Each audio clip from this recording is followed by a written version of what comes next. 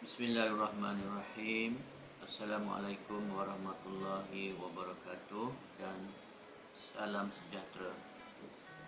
Alhamdulillah, setinggi-tinggi kesyukuran dipanjatkan ke hadrat Allah Subhanahu wa taala kerana dengan limpah kurnia dan inayahnya kita bertuah dapat hidup dalam sebuah negara yang harmoni dan bersatu padu. Pandemik COVID-19 yang melanda seluruh dunia telah memberikan kesan kepada kehidupan harian kita. Namun begitu, melalui usaha-usaha berterusan kerajaan untuk mengekang penularan wabak ini, negara kita mampu membendungnya daripada menjadi semakin parah. Selain pandemik COVID-19, negara kita sentiasa diancam dengan pelbagai permasalahan sosial. Antaranya, penyalahgunaan dadah. Pelbagai inisiatif telah dilakukan sejak dadah diisytiharkan sebagai musuh nombor satu negara pada 19 Februari 1983. Polisi dan komitmen negara terhadap usaha menangani permasalahan dadah telah dinyatakan secara jelas melalui peruntukan akta-akta berkaitan dadah dan dasar dadah negara. Tanggungjawab dan peranan setiap pihak juga telah diperincikan dalam dasar dadah negara. Dengan adanya usaha kolaboratif ini yang digerakkan secara bersepadu, insya-Allah penularan penyalahgunaan dadah dalam komuniti juga mampu dibendung daripada semakin parah. Pengamalan norma baharu dalam membendung penularan wabak COVID-19 tidak akan menemui kejayaan sekiranya tidak dilaksanakan dengan baik oleh setiap lapisan masyarakat. Begitu juga halnya dengan permasalahan dadah. Kita perlu memutuskan rantaian aktiviti penyalahgunaan dadah.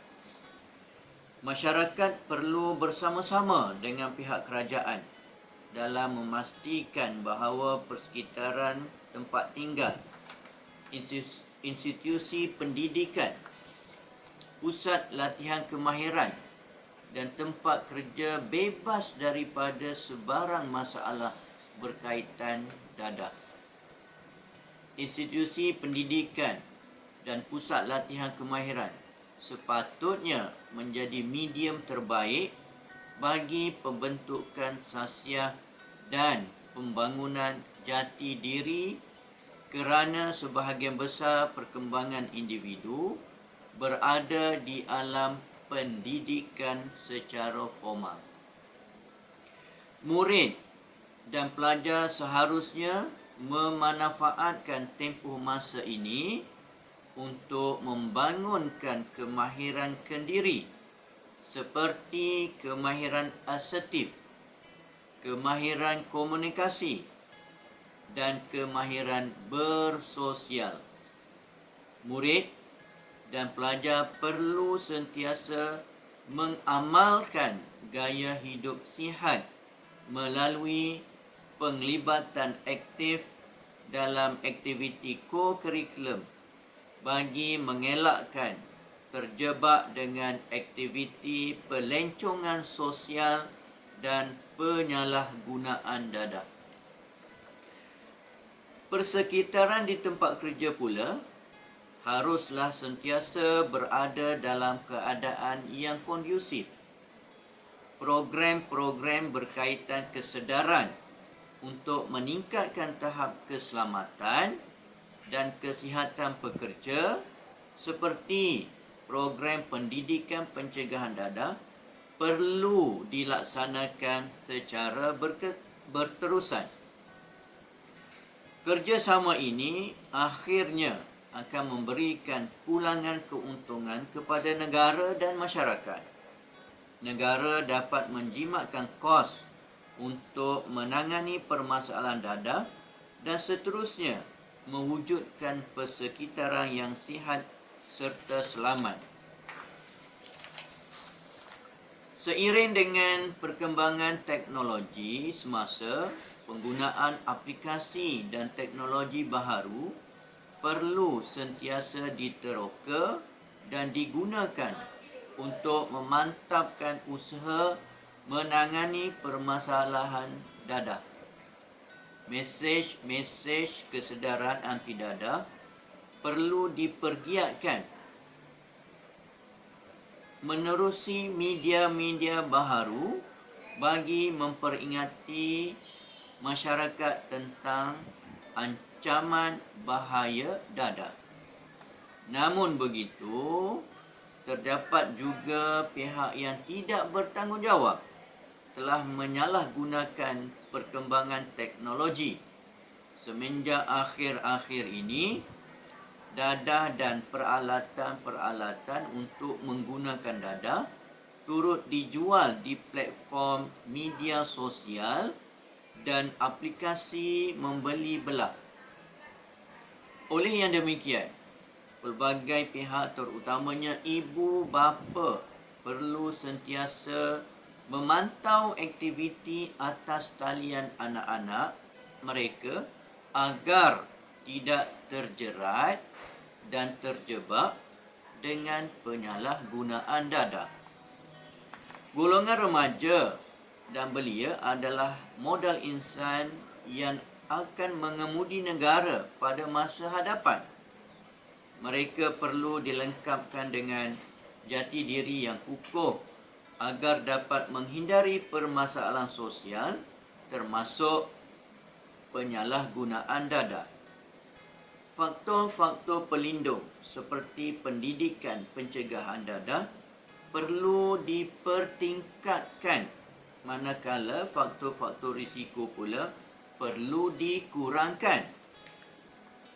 Sehubungan itu, fokus peringatan Hari Anti Dadah Kebangsaan ke-38 tahun 2021 ini dengan slogan lebih baik cegah ialah remaja dan belia di seluruh negara.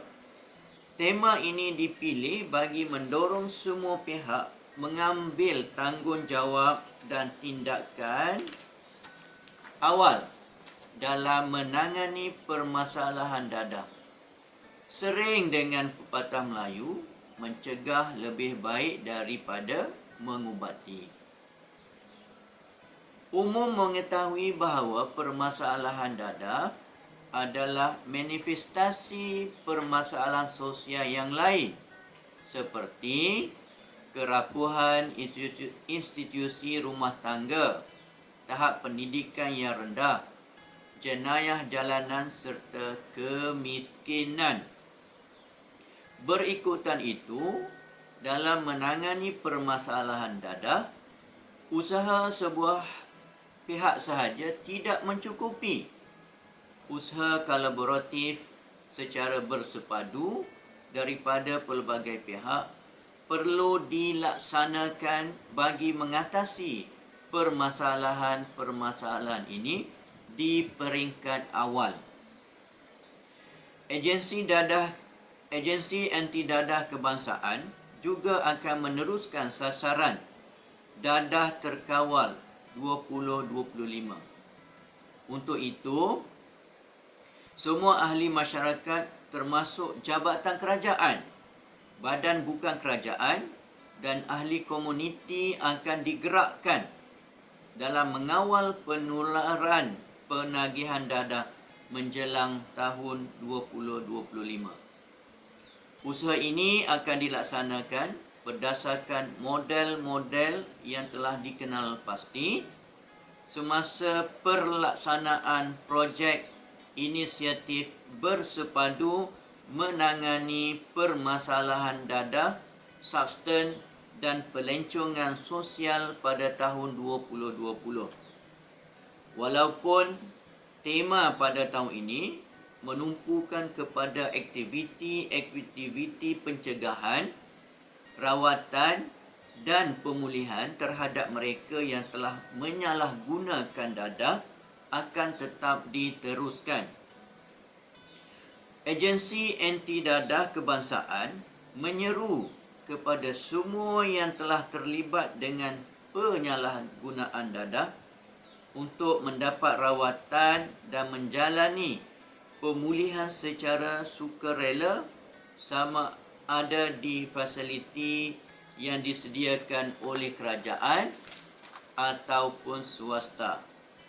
Sementara itu, operasi penangkapan dan penahanan pula akan juga diteruskan supaya kumpulan ini dapat dirawat dan dipulihkan sewajarnya.